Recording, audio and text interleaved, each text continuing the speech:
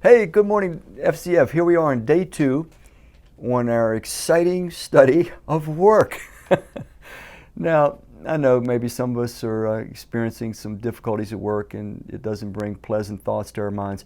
Nevertheless, God has always intended work to be a part of our existence, a part of our lives. It's not a punishment.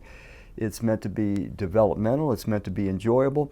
And even though evil has sort of ruined a lot of it and made it much more difficult than God intended it to be, nevertheless, He still wants work to play a critical role in our development and even in our closeness, our capacity to grow close to Him as well.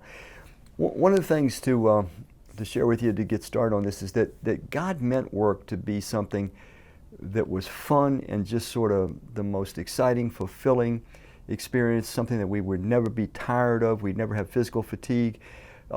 Imagine this. Imagine that you get offered a job, and your job is this.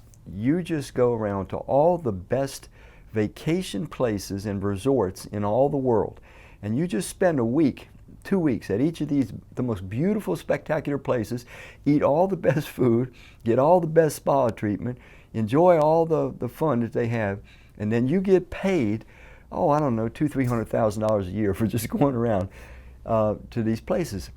That probably would be enjoyable to most of us. Maybe you get a job as a food taster and you just go all over the world tasting, the best foods that people can make. So work was meant to be like that, but we know today often it's not. So let's dig in again into Scripture, and we're going to start with Proverbs 18, verse 9.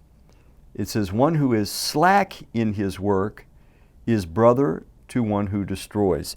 One who is slack in his work. And we know what that means. A slacker is just the person they're just doing as much as they have to do to keep a job. And it's saying that kind of attitude in the sight of God, it's like one that's a destroyer or a thief. In other words, we are taking away from society instead of contributing to it. We're not building anyone or anything up. We're taking from it. So God looks at one that is lazy in their work, one that is haphazard, one that is unconcerned, as one that's almost committing a theft in the process. And when you think about it, all you have to do is disproportionately, ask ourselves the question, what if everybody was real lazy in their work habits? What does that do to society? And of course, it ultimately hurts everyone. Let me read you one more passage that kind of reinforces the same notion. This is Proverbs 24. And let's see, we'll start in verse 30.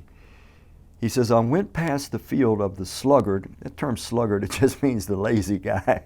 "I went past the field of the sluggard, past the vineyard of the man who lacks judgment. Thorns had come up everywhere. The ground was covered with weeds. And the stone wall," God sounds like he's describing my yard sometimes. "And the thorns had come up everywhere. The ground was covered with weeds, and the stone wall was in ruins. I applied my heart to what I observed, and I learned a lesson from what I saw. A little sleep, a little slumber, a little folding of the hands to rest. And poverty will come on you like a bandit, and scarcity like an armed man." Well, the lesson in this colorful depiction of a lazy person is simple. That if we are slack, if we are lazy, if we are not industrious, if we don't keep up with things, scarcity and poverty are the result. And there are a lot of people that complain today about poverty and scarcity, but the truth is what they should be complaining about is their own lack of industry, their own lack of work habits. Now, I'm not saying that's every case, but you know and I know that is the case. Now, the important question, though, is for you and I to ask ourselves, whatever it is that we're doing, are we being industrious and not being lazy, not being slack in what we do? Because when we're slack in what we do, we cheat ourselves, we don't develop the way God intends it, we cheat society, we're not contributing on the level God intended, and ultimately we cheat God as well, because He knows we won't develop and we won't experience what He wants us to experience unless we go at whatever it is He's put us into with our whole hearts. So, once again, it's kind of a little bit of what yesterday's was, the emphasis on hard work and the warning about being lazy and not keeping up with things. See you tomorrow, day 3.